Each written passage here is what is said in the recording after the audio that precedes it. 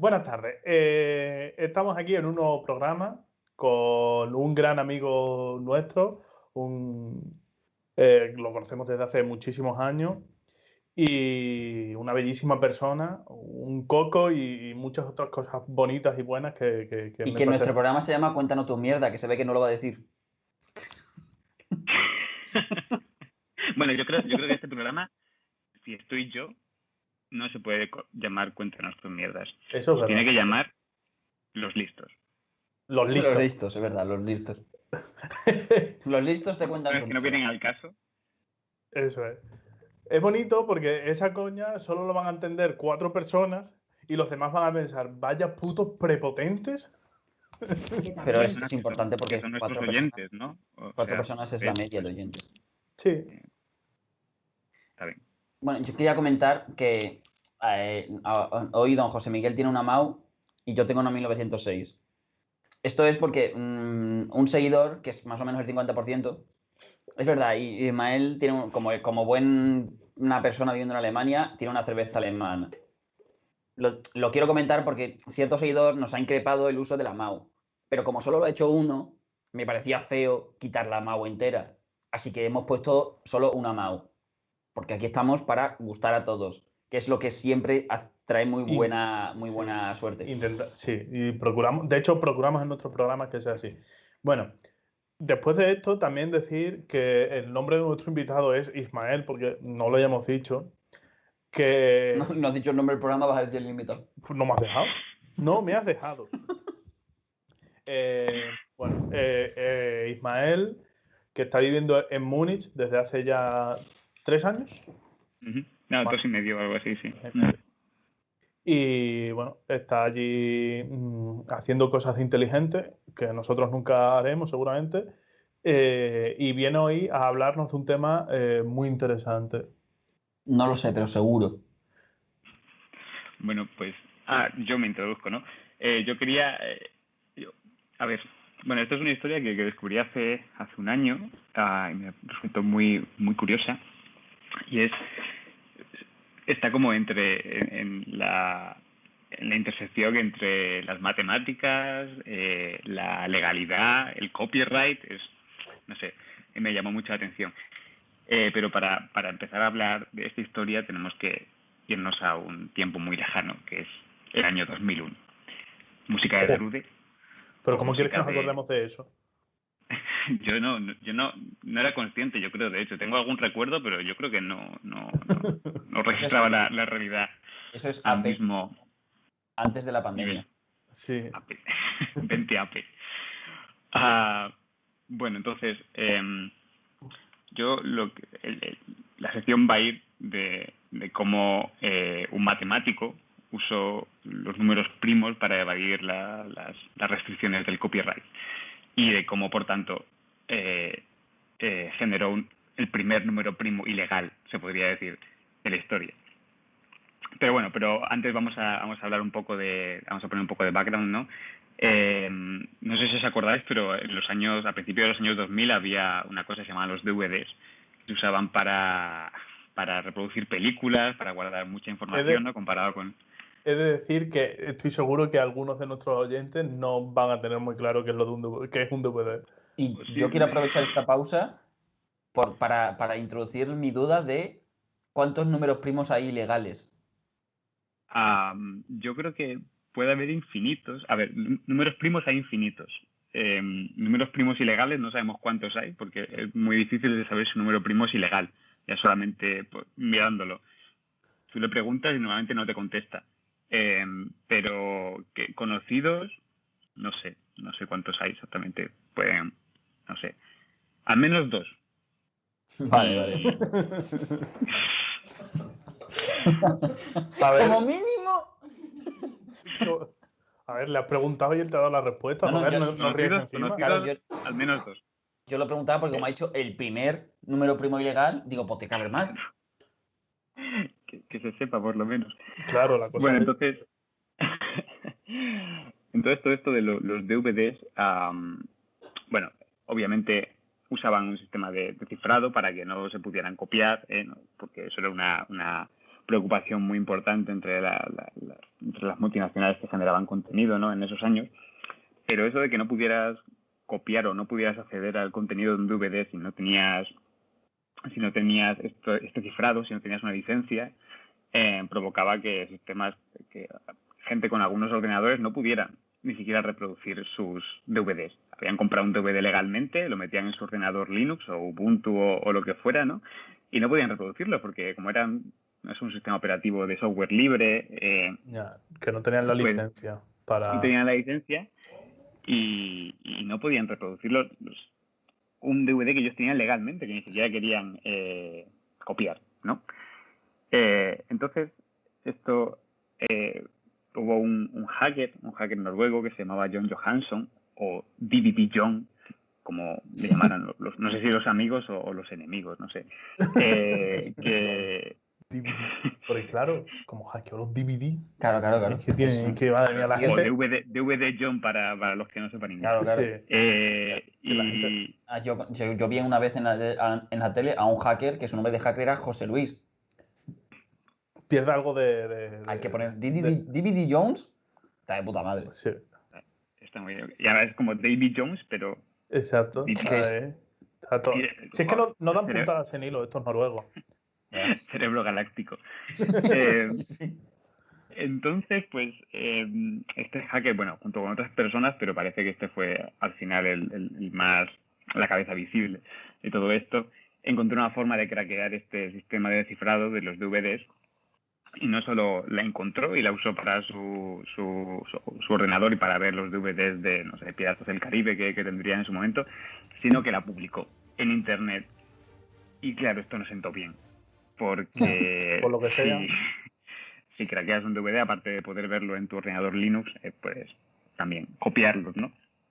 Claro. Y especialmente cabreó a las discográficas y demás, que unos años antes, creo que en el 90 y pico, habían puesto en funcionamiento o habían promocionado una ley de Estados Unidos para evitar este tipo de cosas, es decir, para que no fuera ilegal, que fuera ilegal no solo piratear un DVD, sino también distribuir software que te permita piratear ese DVD, que es ir un paso más allá, ¿no? No solo estás cometiendo un crimen, sino que estás permitiendo a otra persona que cometa un crimen. Entonces, esta ley se llamó la Digital Millennium Copyright Act, y en base a esta ley persiguieron al tal DVD John y lo llevaron a juicio y lo intentaron condenar por haber publicado este software que permitía craquear los DVDs. No. Esto a su vez... Sí. No. Pero, ¿le querían perseguir en Noruega o ese tipo estaba en Estados Unidos? No, ese tipo estaba en Noruega, pero bueno, los tentáculos de Estados Unidos llegan a todos lados, no sé. Supongo que, como estaba vulnerando los derechos potencialmente, ¿no? Los derechos de empresas estadounidenses. No. Claro, sí. Claro, entiendo que al final tú le puedes llevar a juicio y que en Estados Unidos te acepten el caso. Igual aquí Raúl nos puede ayudar un poco más.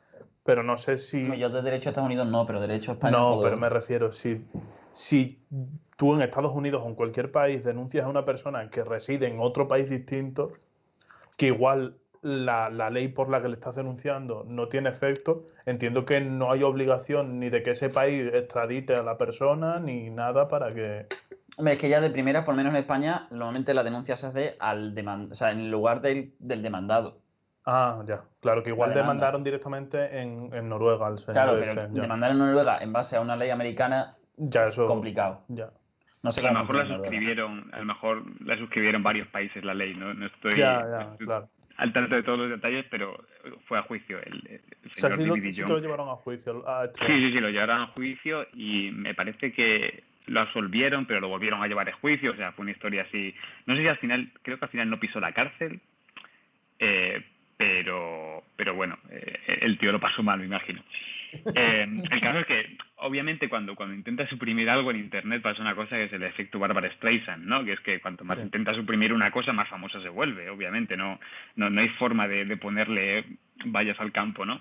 Mira la review. Mira, por ejemplo. Gran ejemplo. de hecho, lo que pasó es que la gente empezó a difundir el código de este programa que permitía piratear los DVDs, ¿no? Pero no solo difundirlo por internet, porque lo difundían por internet y a lo mejor no sé, cerraban la página web, sino que empezaron a vender camisetas, por ejemplo, con el código.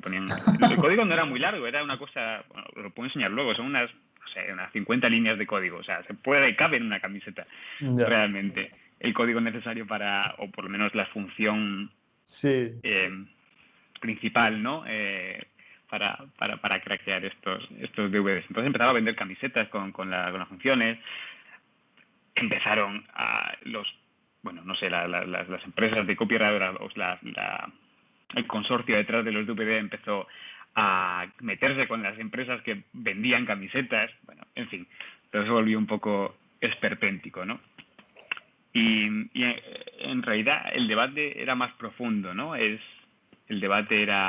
Tenemos algo que es simplemente un programa, que es simplemente código, son unas cuantas líneas de código, es información. Esto puede ser ilegal cuando realmente, no sé, se podría decir que son ideas, ¿no? De verdad, puede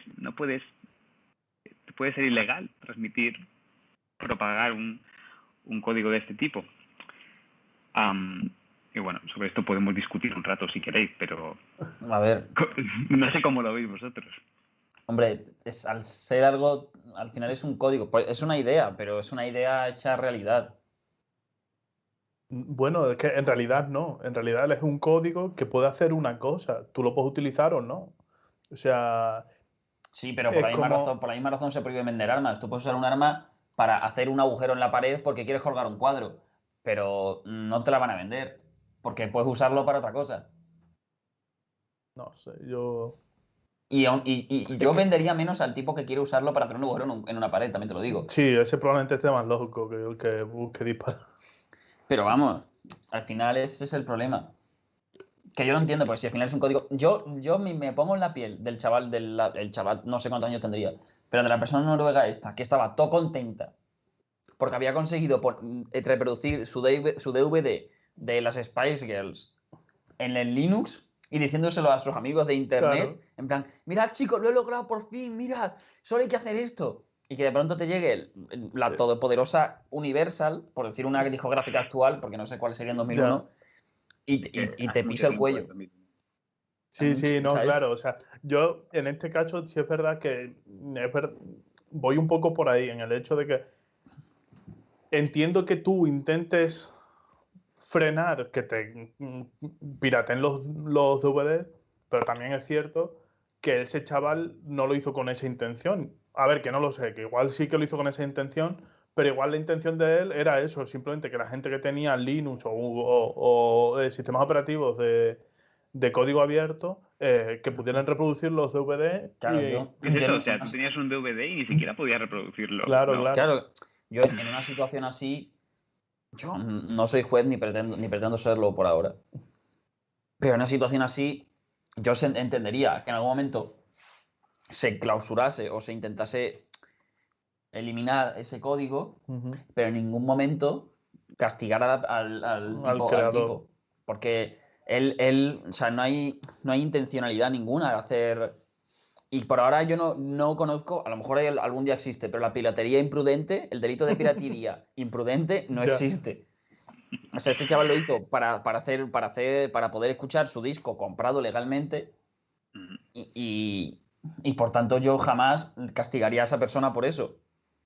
¿Le quitaría el código? Pues puede ser. Según eso ya habría que ver el juicio y habría que ver cada parte. Pero tampoco le castigaría a él como tal, como persona. No sé cómo acabaría. Según acabas de decir, no pisó cárcel, pero yo no habría castigado a este hombre de ninguna manera. Porque yo no creo que él esté cometiendo piratería. Aquí hay un código con el que se puede cometer piratería, pero él no lo está haciendo. El problema no es que estéis, porque yo creo que la mayor parte del mundo somos defensores de los derechos de propiedad intelectual, ¿no? O sea, joder, el artista se ha currado su música o hay mucha gente detrás de hacer sobre todo eso. Una película, ¿no? Pero esto no es piratear directamente, es como es una herramienta que en principio te permite hacer eso, pero que no tiene por qué usarse para ese fin. El caso es que esto al final ha sido una introducción, ¿no?, para poner en contexto, pero vamos a dejar a DVD John apartado por un momento y vamos a pasar al realmente el protagonista de esta historia, ¿no?, que es él mismo se llama a sí mismo Fat Phil, el Phil gordo, básicamente. ¿El qué? No, O sea, el tío se llama Phil. Phil. Ah, vale. Ah, Fat Phil. Y él mismo se autodenomina Fat Phil. Entonces, Bueno, no sé si lo si tiene podemos llamarlo asumido. Phil el gordo para los que no sepan. Bueno, él se llama Phil Camordy, en verdad. No se llama Phil el gordo en todos sitios. El caso es que este tal Phil era un matemático que tenía era experto en números primos. Había probado que muchos números eran realmente primos. Y Que tiene huevos, ¿eh? Quizá, o sea, él a mano no, pero con ordenadores y sabiendo dónde buscar. En verdad, yo creo que deberíamos ir un poco para atrás a qué son los números primos y por qué son importantes, quizá, ¿no? Sí. Los números primos, no sé si os acordáis, son estos números que solo se pueden dividir Solo por sí son mismos. divisibles por 1 y su mismo número, sí. Eso es. Entonces son importantes, bueno, primero porque cerebro galáctico. Son muy importantes en criptografía, precisamente en estos tipos de sistemas de encriptación y demás, porque hay muchos sistemas criptográficos que se basan en que es muy difícil hacer esto que hacíamos en el colegio de factorizar números, de tomar un número y encontrar sus factores primos. No sé si os acordáis de hacer eso en el colegio. Yo los factores los toqué muy poco y... Yo he dicho lo de los primos, esto le toca a él. No hay que hacer una demostración en vivo. Pero eso que hacíamos en el colegio y que era relativamente fácil, coges 120, ¿no? Y dices, dividir entre 2, 60, dividir entre 2, 30. Y así ibas haciendo esa raya vertical y los factores a un lado y a otro. No sé si tenéis flashback de Vietnam. Sí, a mí me están viniendo así como cosas, pero hace mucho tiempo ya de eso. Yeah. Yo creo que eso era de ciencias, ¿eh? Sí. Yo ahí no llegué.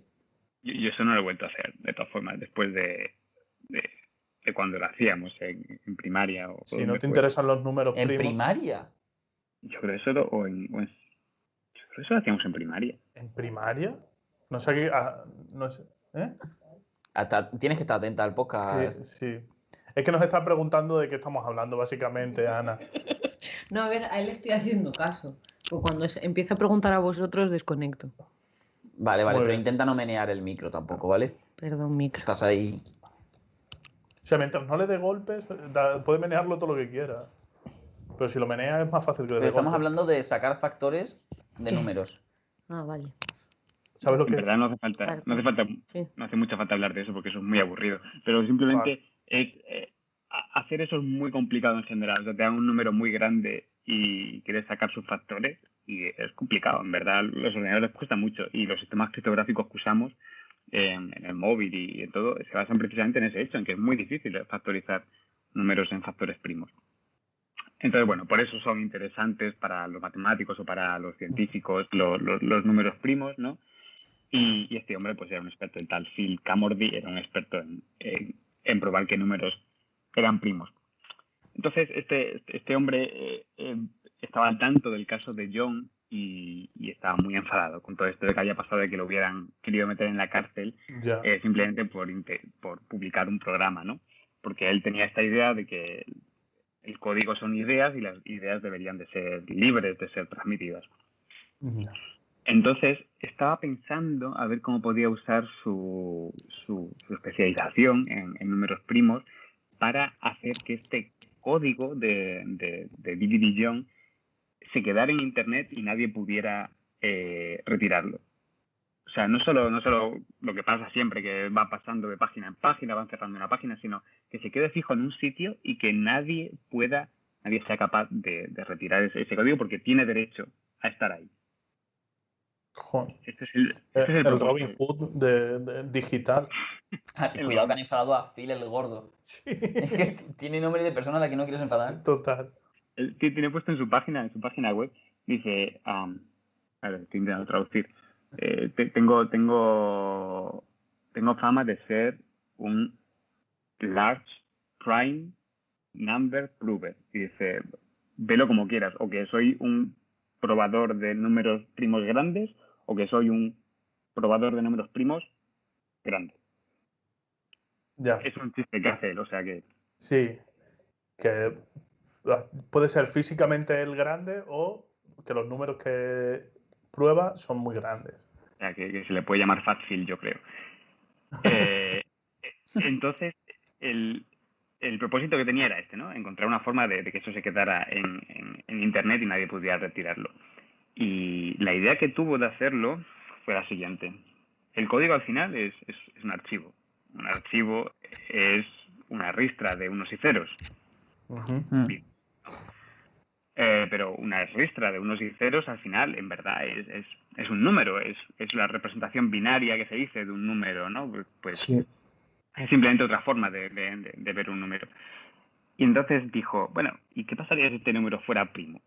Si este número fuera primo y fuera suficientemente grande, o pudiera hacer modificaciones a ese código para que este número en binario que me saliera fuera suficientemente grande y fuera primo, quizá lo podría registrar como uno de los números primos más grandes que se han encontrado. Y entonces se quedaría en Internet para siempre porque, joder, es uno de los números primos más grandes que se han encontrado. Nadie va a quitar eso. Claro. O sea, ninguna ley que tú puedas aprobar en el Congreso va a cambiar el hecho de que eso es un número primo y que es un número grande.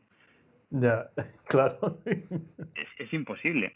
Entonces, esta era su idea y lo que hizo fue aprovecharse de cómo funcionan algunos programas de compresión de archivos, ¿no? Cogió el código, lo comprimió y por lo visto los archivos comprimidos acaban siempre en la misma lista de números, acaban en 0000 o algo así, y luego todo lo que venga detrás lo ignoran los descompresores, ¿no? Los ANSI.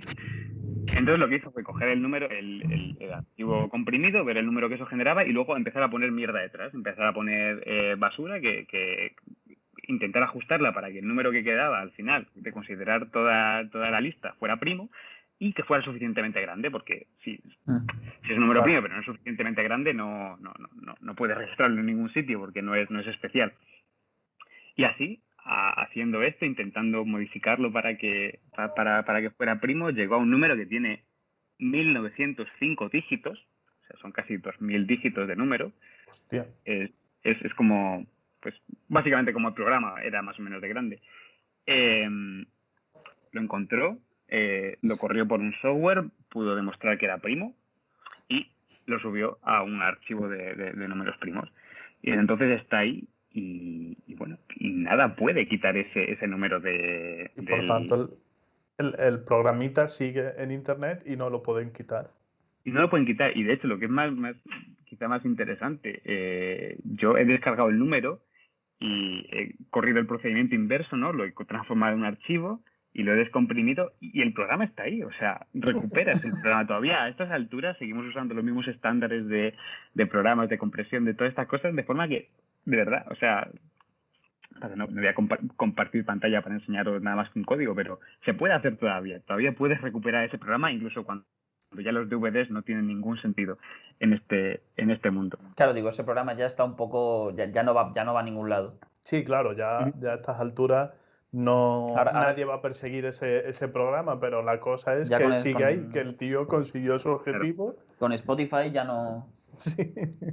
Lo importante yo creo que es el statement, ¿no? Es que no puedes ponerle valles al campo en la era digital. De hecho, esta ley de copyright se llama Digital Millennium Copyright Act, que es la ley del copyright para el milenio digital y estaba dirigida precisamente a intentar paliar las técnicas de violación del copyright en la era digital, pero es que en la era digital no puedes hacer eso, no puedes, o sea... No.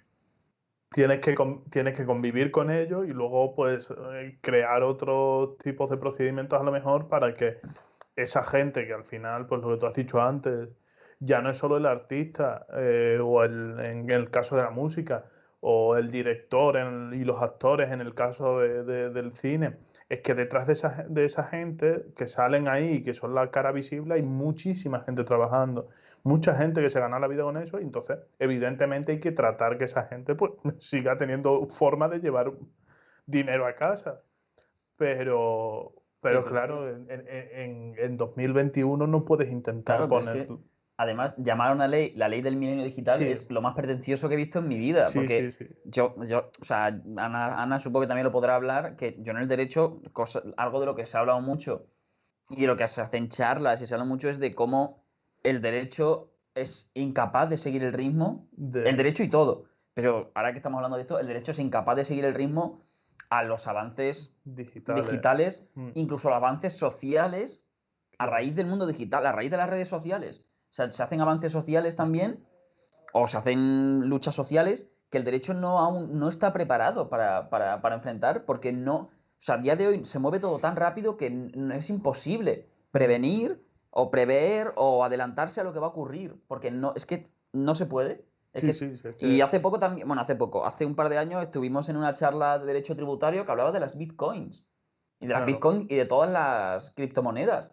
Que eso es algo que no se vio o sea, el derecho tributario era, o sea, estar intentando estudiar cómo mover eso, cómo entender eso, y al final... Pero ya no cosas tan complejas como las bitcoins. Por ejemplo, el derecho tributario hoy por hoy todavía no sabe cómo gestionar los tributos en páginas web como Wallapop y todas estas mierdas, que es como También. mucho más estático y sería mucho más fácil de regular, en el sentido de tú todos los ingresos que obtienes los metes en el IRPF. Pero es que aún así siguen sin saber regular algo tan simple, entre comillas, Sí, por el porque, simple hecho de que ya no deja de, o sea, ha dejado de ser algo en el mundo físico a pasar al claro, online. porque en el momento en el que tú intentes hacer que todas las compras que se hagan a través de la página eh, lleven su IVA y lleven su tal, pues es tan fácil como decir, pues por ejemplo, Ismael me quiere comprar una cosa a mí, en vez de pagar por la página, quedamos en un sitio y que me pague o le pago yo en mano y ya está. Entonces, al final, son como cosas que por un lado parecen como muy sencillas, pero que tienen su... Claro, pero es que no, sí, a día de hoy los youtubers y los streamers tributan como artistas y toreros. El epígrafe es O sea, que al artistas y final toreros. ya hay mucha cosa de que es normal que dicen que es que el derecho no es incapaz de estar a la par con la tecnología, ¿vale? Pero tampoco nos estamos esforzando tanto en ello. No, a ver, hay cosas que obviamente se podrían regular, pero no están dispuestos a entrar a hacerlo, porque a los youtubers tú podrías perfectamente generar un nuevo apartado para Claro. todos los trabajos que haya ya en YouTube, en Twitch o lo que quieras, y no lo hacen. Y eso no me parece tan difícil de regular como otras cosas que Sí. igual no te esperas tan Claro, pues si eso que es fácilmente. tan simple lo son capaces de regular, pues ya te digo, hacer una ley del milenio digital es como, chico, es que van a pasar... Es que era hace 22 años, todavía no Claro. sabían que no se podía regular las cosas. También, pero eso, Cuando- es que me he dado cuenta. van a pasar 2 semanas y ya tendrás 32 agujeros legales ahí. Sí. Sí, pues además, pero de todas maneras, eso pasó con internet, no, o sea, es normal, pero no vieron venir lo que se venía, valga la redundancia. Ellos, o sea, entendían que era grande lo que estaba pasando, pero no al nivel que realmente era y que ha sido. Entonces, es normal que ellos lo vieran de una forma y luego eso, que luego eso pasa mucho en general, que política, los políticos y cuando hacen leyes y demás, en general no tienen mucha idea.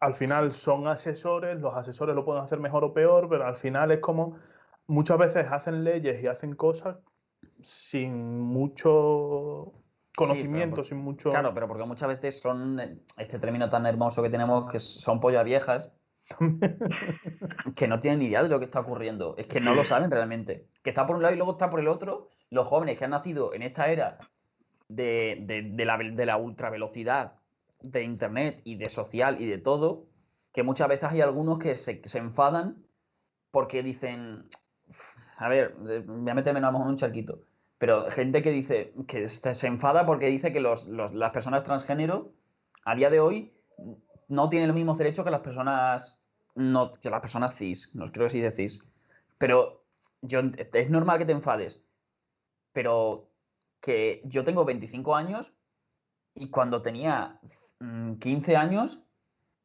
no sabíamos lo que eran las personas trans y los homosexuales seguían en la purria, eran todos maricones y cosas. O sea, que se avanza ultra rápido a día de hoy y los de mayor edad son incapaces de seguir el ritmo y los jóvenes son incapaces de entender que... Eso vamos, es cierto que ha pasado con este tema, como ha pasado con muchísimos otros temas, y es un tema de que la sociedad, la tecnología, o sea, al final es la tecnología y que fuerza a su vez a la sociedad a avanzar cada vez a una velocidad mayor. Al final, lo que pasa es eso, que el hecho de que cada vez la tecnología y todo vaya avanzando cada vez más rápido, también fuerza a la gente como a avanzar socialmente más rápido. Entonces, cada vez el abismo, el salto que hay entre generaciones, cada vez se genera más rápido y más grande. O sea, yo no entiendo TikTok. Sí, bueno, sí. No, que sí.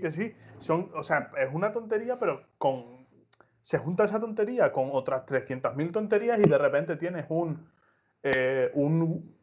salto generacional entre una persona como yo de 28 años, que no me considero una persona vieja, una persona mayor. Estamos empezando a considerarnos adultos ahora. O sea, sí, exacto. Y te vas a una persona de 20 años o de entre 15 y 20 años y ya el salto es tan grande que hay veces que dices, es que no entiendo el por qué hacen las cosas como las hacen, o el por qué piensan lo que piensan, o lo que dicen. O lo que dicen. Entonces, dices... ¿Cuál es el número primo más grande? Buf. Hay infinitos.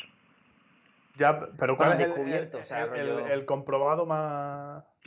No sé cuánto. Espera un momento. Vamos a hablar mientras...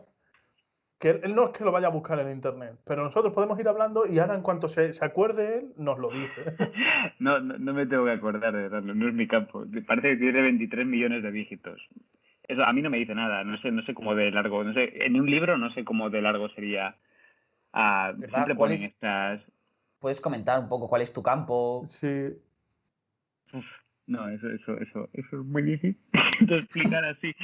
Encima, la última vez que conté cuál era mi campo, mis padres me han estado haciendo bromas de eso desde... Claro, yo les puse un ejemplo de más o menos, un ejemplo sencillo de lo que trata mi campo, y desde entonces me dicen, pero entonces, ¿qué tal va eso de mover montones de arena? Por favor. Así que mejor no. Bueno, yo trabajo en matemáticas, hago investigación en una cosa que se llama Optimal Transport, pero podemos dejarlo aquí. Bueno. Si queréis. ¿Y de qué va tu doctorado? De mover montones de arena. O sea.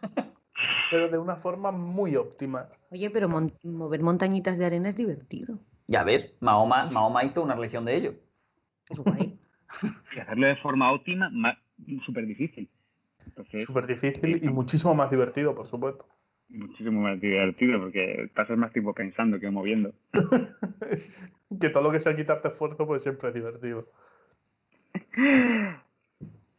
Básicamente de eso va. Pues eso, que la tecnología avanza a demasiada velocidad para asumirlo. Sí. Pero me encanta eso, que había llegado un señor y que ni siquiera, vamos, no sé cuánto conocimiento tiene Phil sobre la informática. Pero que haya llegado y ha dicho, voy a reventar todo lo que tenéis montado. No sé si más con conocimiento informático o con matemáticos. Asumo que más con matemáticos, pero no sé cuántos informáticos tienen. Hombre, si se considera un hacker, entiendo que... No, Phil no se consideraba un hacker, eso era D.B. Young, que era el hacker, y luego Phil, que era el matemático. Él era más matemático, pero también como... Yo creo que sabía también de ordenadores, de cómo hacer las cosas. La cosa es que había matemáticas involucradas, lo que pasa es que no es el momento para explicarlo, pero el tío usaba teoremas para ver cómo tenía que... ¿Os acordáis que hemos dicho, no? Que cogía el archivo comprimido y luego iba poniendo números detrás, ¿no? El tío tenía un método y sabía que el método que estaba usando iba a funcionar. porque estaba usando teoremas de matemáticas para elegir Claro. los últimos dígitos que iba poniendo en esta tal. O sea, no era simplemente tengo esta idea loca y lo hago. El tío sabía lo que hacía. Así que, sí, no sé. Es curioso. O sea, nunca, no sé. Yo cuando lo descubrí dije, joder, una forma de usar las matemáticas que es para el bien, siempre muchas veces cuando se habla de la tecnología y de los desarrollos tecnológicos es como, mira qué bien la inteligencia artificial, pero tenemos los deepfakes ahora. Siempre parece que hay cosas que se pueden usar para el mal, ¿no? Sí. En la tecnología. Y cuando ves esto dices, joder, realmente es difícil pensar una aplicación de esto que se pueda, no sé, que pueda ser para algo que malvado, ¿no? Ya, sí. Ya es verdad que la tecnología siempre se ha visto un poco... Pero también porque al mismo tiempo, como muchas cosas vienen de Estados Unidos, esta es la típica, ¿no? Pero Internet vino a raíz de... Era comunicación Claro, entre era militares. comunicación militar, que bueno, puedes decir que los militares son malos o buenos, eso ya es otra cosa. Pero al final era para la guerra, para... Sí, no, y que muchas cosas... Que muchos avances tecnológicos salen a raíz de la guerra misma. Sí, por supuesto. O sea, la guerra es uno de los sistemas, vamos a decirlo así, más rápidos y fáciles de desarrollar tecnología. Cuando de repente entras en guerra, los países se vuelven locos intentando desarrollar una tecnología que pueda ayudarte a derrotar al enemigo o que pueda destruirlo. Entonces, al final eso hace que todo... también, evidentemente, no solo derrotar, también evitarte bajas o salvar a tus soldados. Entonces, eso es una pena, pero es así. Pero luego sí es verdad que yo creo que en parte también por lo que hablábamos antes de esta velocidad a la que cada vez más rápido va avanzando la tecnología, como que el humano no está hecho para esta velocidad. Entonces, para ambientes tan cambiantes. Entonces, automáticamente se tiende a desconfiar.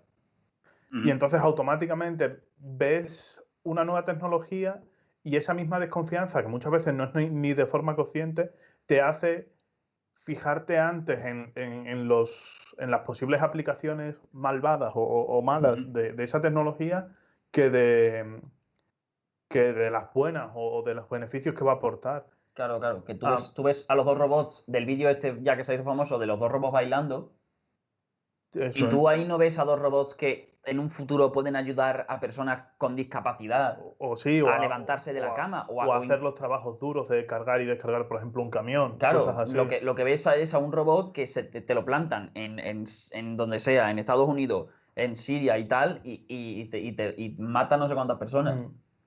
Ves a Terminator. Luego, a mí, de ese tipo de cosas, a mí una que me llama mucho la atención es el tema de Nobel y la dinamita. Nobel desarrolló la dinamita para ayudar a los mineros, para que les fuera más fácil atravesar las rocas y atravesar la tierra y así les resultara más fácil y fuera más económico la extracción de minerales, de carbón, de distintas cosas. Y de repente alguien dijo, hostia, igual esto si se lo meto a alguien por el culo es divertido. Y la humanidad ha decidido... Corta. Y de pronto nos plantamos en Hiroshima. Total. Que es que al final es un poco eso, que por un lado, también es eso. Yo creo que la historia nos da un poco la razón a la hora de desconfiar. Porque tenemos una tendencia bastante importante a... Yo creo que vosotros mismos, los científicos, muchas veces supongo que cuando estáis, a lo mejor tú no tanto, porque no sé, bueno, las matemáticas en verdad para todo. O sea, también se pueden servir pero cuando estáis, o bueno, es que yo no sé, como yo no sé lo que es mover montones de arena. Dilo como sea. Pero cuando estáis creando fórmula, cuando estáis creando algo nuevo, tiene que estar ese miedo, el miedo de, como el capítulo de Big Bang Theory, en el que están creando un sistema de GPS enorme y mucho más potente y de pronto les llama el ejército porque se lo quieren comprar o quieren obligarles a desarrollarlo para el ejército. Ese miedo de esto que estoy creando va a hacer, o sea, sé que puedo hacer el bien y mi plan es que haga el bien, pero ¿cuánto mal puede causar? Claro, ¿y cómo lo va a utilizar la gente? Porque luego llegan las personas que colaboraron en la bomba atómica y que, vamos, que esto, no sé si es una leyenda urbana o no, pero algunos se suicidaron al saber para lo que había sido usado. Yo siempre había escuchado la historia, no sé si es real o no, de que Oppenheimer, que fue el jefe del proyecto, si no me equivoco, cuando se usó la bomba, se suicidó porque los científicos que estaban en el proyecto Manhattan, no sé si una forma como de autoconvencerse para seguir con el proyecto o porque realmente fue lo que le vendieron y realmente ellos lo pensaban, ellos siempre creyeron que la bomba atómica se estaba desarrollando por el efecto disuasorio, que no se iba a llegar a utilizar. Simplemente era un arma que iban a construir para decirle a los demás países, mira lo que tenemos, dejaros de tonterías. Y cuando la forma de decir eso no fue decir, mira lo que tenemos, dejadas de tonterías, sino que la tiraron para que vieran lo que pasaba si hacían tonterías, siempre ha estado, no sé si es real o no, pero la leyenda al menos de que Oppenheimer se suicidó después de eso. Yo no sé si es verdad o no, pero desde luego era la idea original, yo creo, porque de hecho lo propuso Einstein. Dijo, o sea, Einstein mandó una carta no sé si al presidente de los Estados Unidos o a quien fuera, ¿no? Sí, Tenéis que empezar a desarrollar esta tecnología porque si no los alemanes lo van a hacer. Lo leí hace un tiempo que Einstein al principio estaba como muy reacio al tema de la bomba atómica, que al final como le convencieron un poco con la idea esa de si no lo hacemos nosotros lo van a hacer los alemanes y si lo hacen los alemanes antes que nosotros el mundo se va a ir a la mierda. Y entonces en la carta esa en la que escribió Einstein para convencer a otros científicos que también estaban reacios, la idea en teoría era esa, no utilizarla, simplemente... Sí, el enseñarla. Exacto. Pero al final la ley universal dice que que la pipa se saca para disparar, no si el que la saca el que la saca y no la usa es un parguela. Tomate, ¿para qué se saca la pistola? La pistola cuando se saca para disparar, el que la saca para enseñarle es un parguela. Claro. Pero ¿hasta qué punto te crees realmente que tú al estado al que se la estás construyendo no la va a usar? Entiendo que tú quieres creer en la bondad de la humanidad y de tu estado y todo lo que quieras, pero ¿hasta qué punto ellos realmente se lo creían? Es que yo creo que el propio Estados Unidos no tenía claro que lo fuera a utilizar. No, o sea, no solo no tenía claro que lo fuera a utilizar, sino que yo creo que tampoco eran tan conscientes porque después de usarla, la Guerra Fría es prácticamente... Porque claro, una vez usada, todo el mundo sabe que existe y todo el mundo se va a poner a hacerla o a buscar cómo hacerla. Y claro, la Guerra Fría fue todo el mundo diciendo, como soltemos una de estas otra vez, nos cargamos el mundo. Sí, pero quiero decir... Por lo que yo creo que la propia Estados Unidos, que todo el mundo pensaba de verdad que no lo iba a usar. Sí. Porque yo creo que nadie era consciente realmente del impacto que tenía eso. Yo no sé si eran tan ingenuos, pero bueno, en cualquier caso, está claro que hay veces que ideas buenas acaban mal. Claro, los científicos no serían tan ingenuos, pero a lo mejor el soldado o los soldados que la lanzaban... O sea, no, obviamente Hombre, claro, el tú soldado... lo lanzas y no tienes ni puta idea de los efectos que va a tener porque tú eres soldado. Quiero decir, a no ser que seas un soldado que se ha metido por la rama científica, no tienes ni puta idea. Los soldados, el entonces general tú lo lanzas, te lo mandan, lo lanzas, fin, no hombre, cuestionas. El por norma general. Sí. Pero tú como país, Estado que lo está ordenando y como científico que lo está creando, no creo que seas tan estúpido como para crearlo sin saber que hay una gran posibilidad de que si la estás creando se acabe usando, porque por efecto disuasorio tú puedes fingir que la has creado y ya está. No digo que ellos no sean, la vas a soltar en ningún momento. Que no digo que ellos fueran ingenuos de pensar jamás se va a utilizar, sino era como una idea que estaba ahí y ellos decidieron como optar por creer eso, en el sentido de estamos en guerra en mitad de la peor guerra que ha habido hasta ahora nunca. Sí, pero optas por mirar a otro lado. Sabes lo que va a pasar, pero optas por mirar a otro lado. O a lo mejor pensaron que era el mal menor. Yo creo, yo estoy un poco con la voz incorpórea que nos está hablando. Aquí yo creo que los científicos decidieron mentirse a sí mismos o bueno, intentar, sí, eso, decirse no va a pasar nada y por otro lado los políticos decidieron mentir no a sí mismos, sino a los demás, porque yo no tengo yo creo que sí que iba siempre en mente poder utilizarlo, siempre era un escenario posible, ¿no? Los políticos son muy pragmáticos, no son tan Sí, a idealistas. ver, ¿Quién sabe? A lo mejor con perspectiva fue la mejor decisión que se tomó. A lo mejor con perspectiva, ese asesinato de la cantidad de personas que fueran salvó una cantidad exagerada más. A lo mejor el lanzar esa bomba hizo que todo se parase. A ver, evidentemente. No sé, me da a mí que hay como mejores alternativas a lanzar una bomba atómica. Ese es el argumento oficial, ¿no? Claro, sí, por supuesto. Sí, pero... sí. No, la cosa es que obviamente los científicos podían decidir creerse lo que fuera, pero los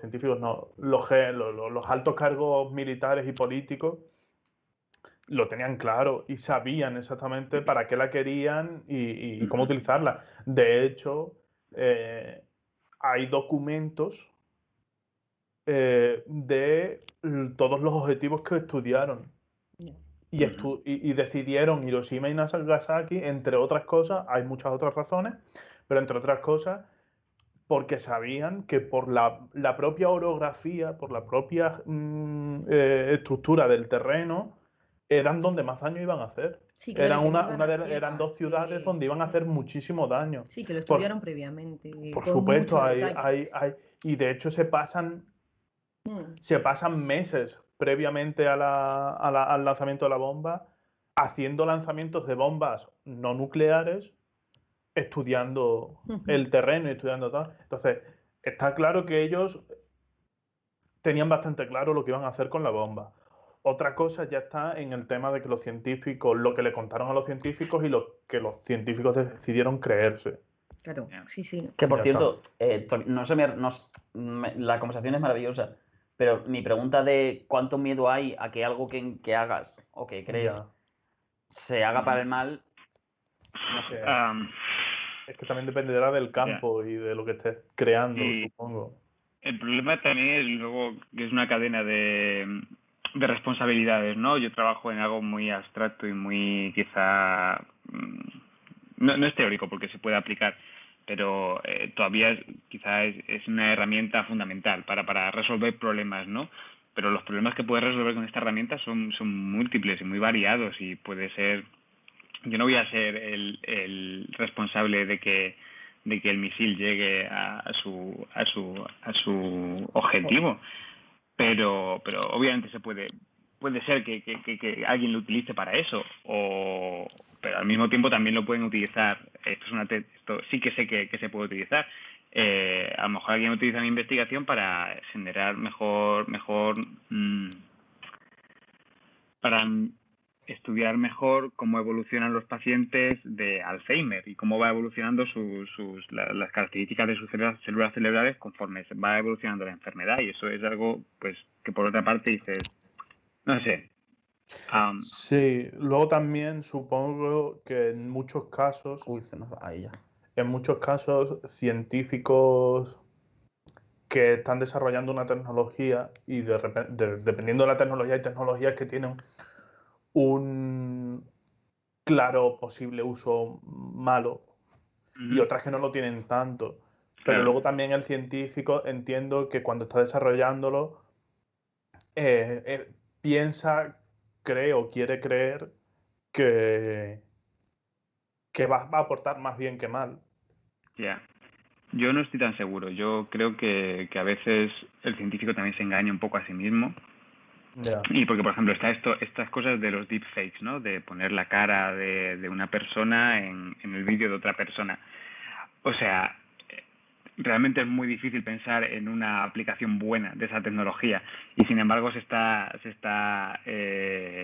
no digo que no las haya, pero lo primero que se te viene a la cabeza es algo para que es manipular. Sí, o sea, a ver, manipular vídeos se puede utilizar para cosas beneficiosas, para tal, pero realmente lo primero que se te viene a la cabeza son los peligros que eso tiene, y no se está frenando la investigación en eso, y la razón por la que no se está frenando es porque son avances que realmente interesan a ciertos sectores de la sociedad, a ciertas empresas, a ciertos también es un problema difícil, lo cual en ciencia al final siempre tiene repercusión y siempre tiene una ola de retroalimentación, ¿no?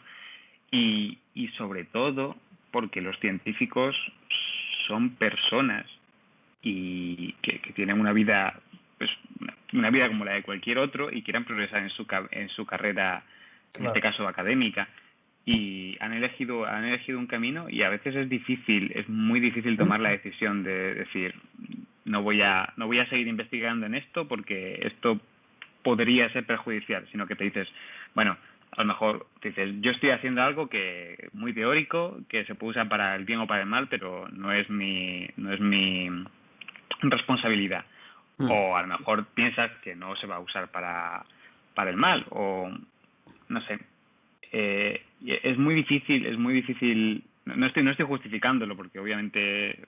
No, obviamente, aquí yo creo que nadie está atacando ni justificando nada, o sea, al final. Pero es muy complejo porque al final los científicos no son seres de luz, son personas que hacen su trabajo y que también tienen motivos egoístas muchas veces, sí. Obviamente. Yo obviamente tengo motivos egoístas, yo quiero terminar mi investigación y yo, obviamente no sé cómo reaccionaría en este caso si me dicen, oye, ¿te has dado cuenta que han usado tu paper para esto? No sé cómo reaccionaría, no sé.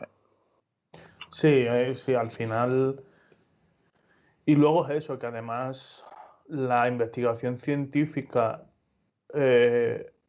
pararla por un posible uso, un mal uso de esa tecnología, joder, es que si nos ponemos así, a día de hoy no tendríamos desarrollada nada.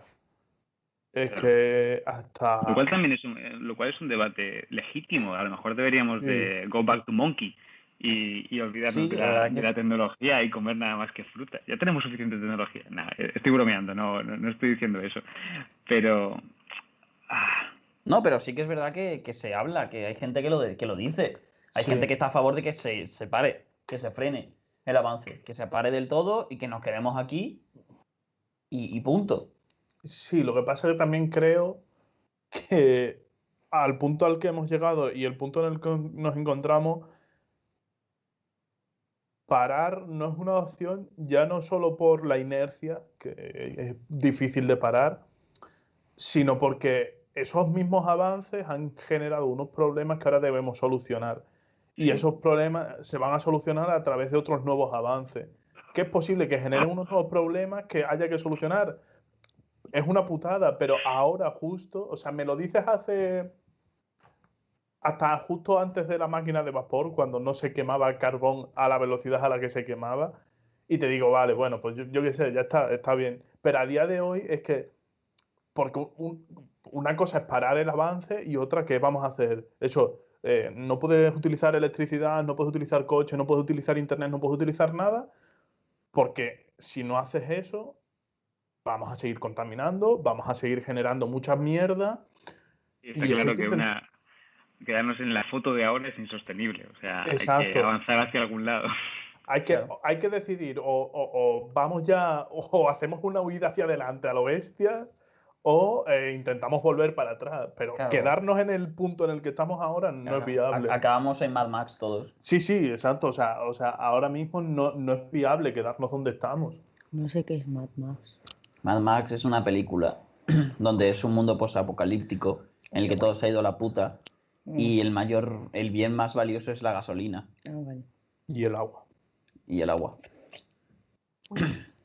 Me he dicho agua inventado. Es un mundo que el filósofo don Juan Ignacio dice que es el futuro al que nos enfrentaríamos si dejásemos de hacer sostenible el capitalismo. ¿Y es a donde nos dirigimos?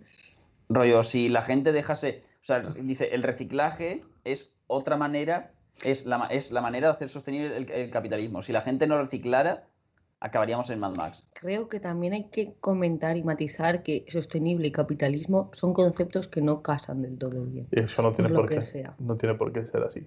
Porque creo que el reciclaje no nos va a salvar de la muerte. No. Hay muchos otros factores que sí.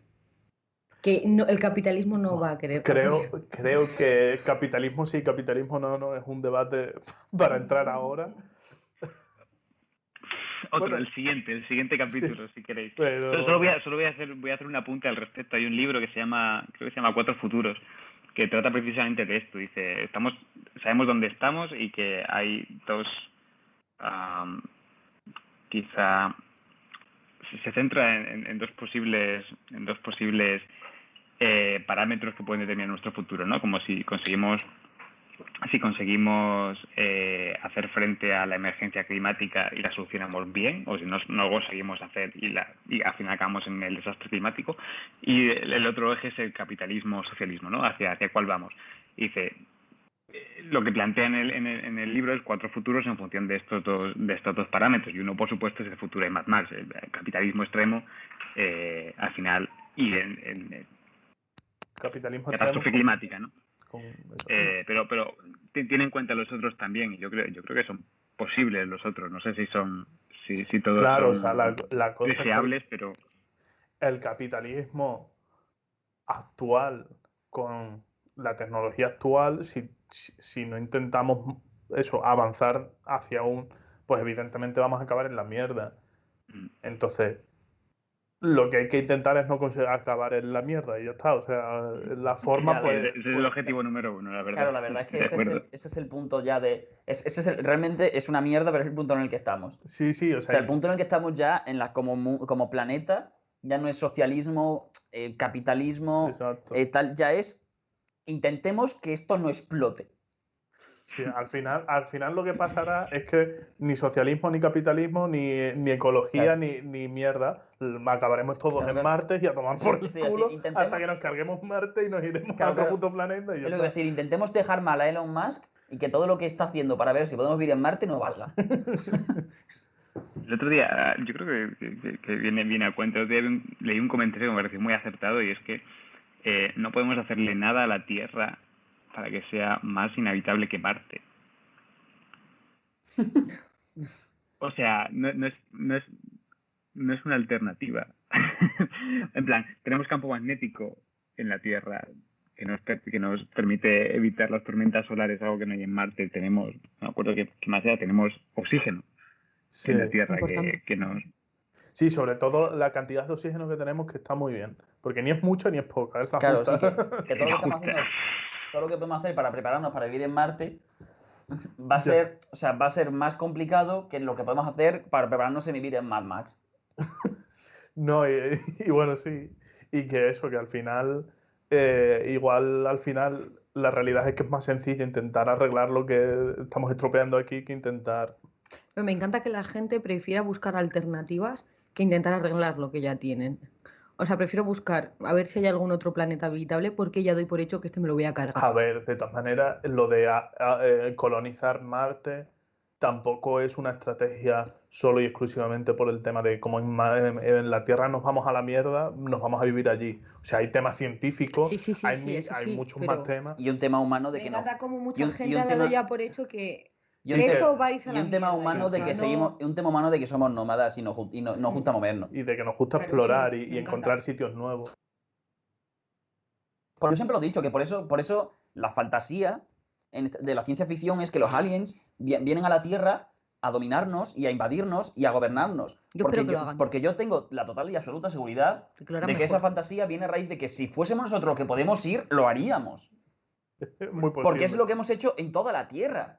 Es muy Al posible. final la ciencia ficción no es esta no es mía, pero no son predicciones del futuro, sino son críticas al presente.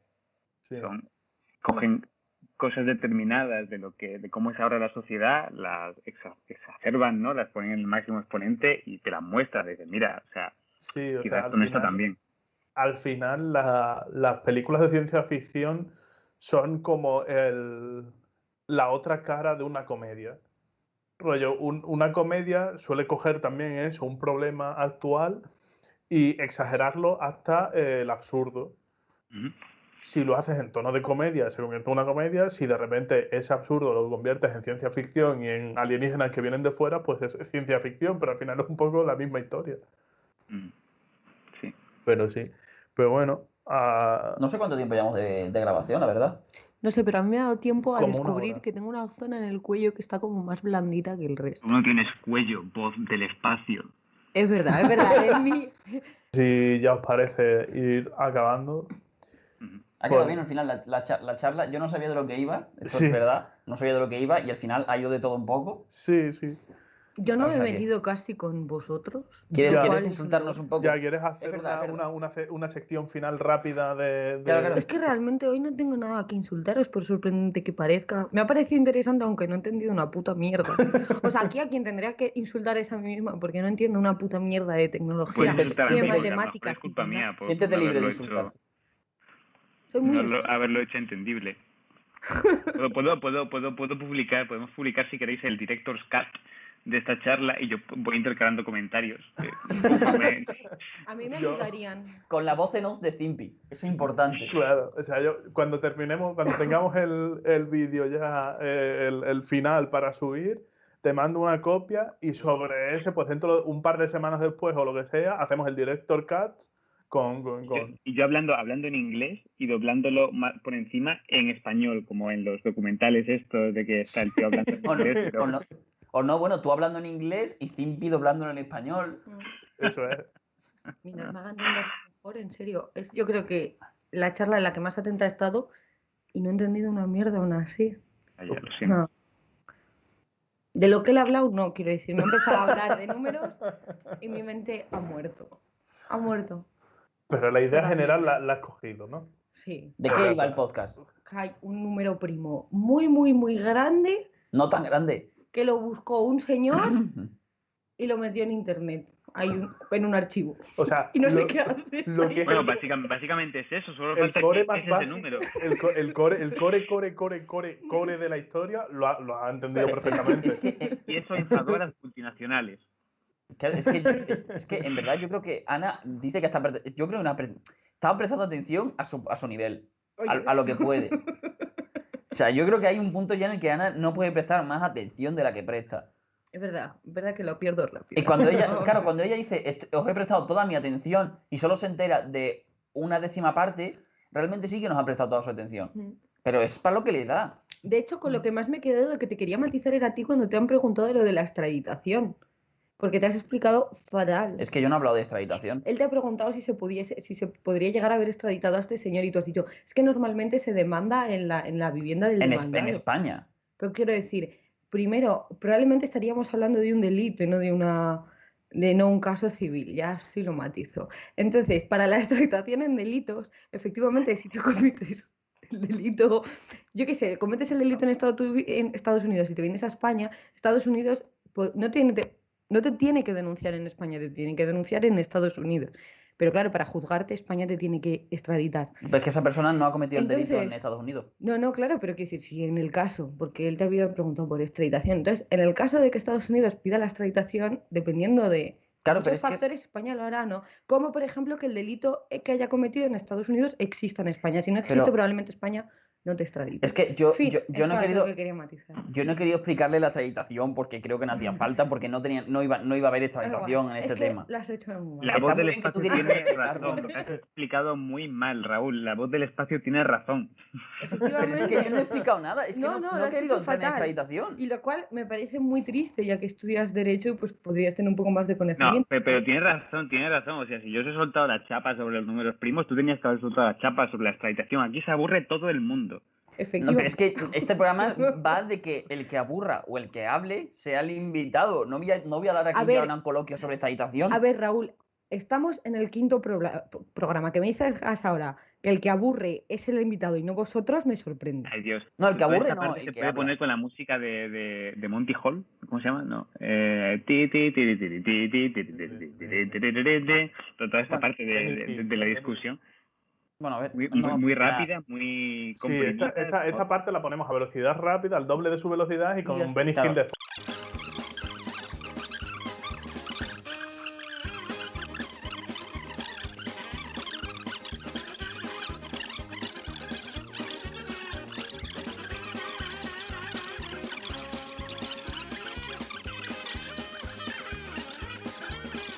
fondo. El resumen al final es que, como siempre, la hostia me la llevo yo.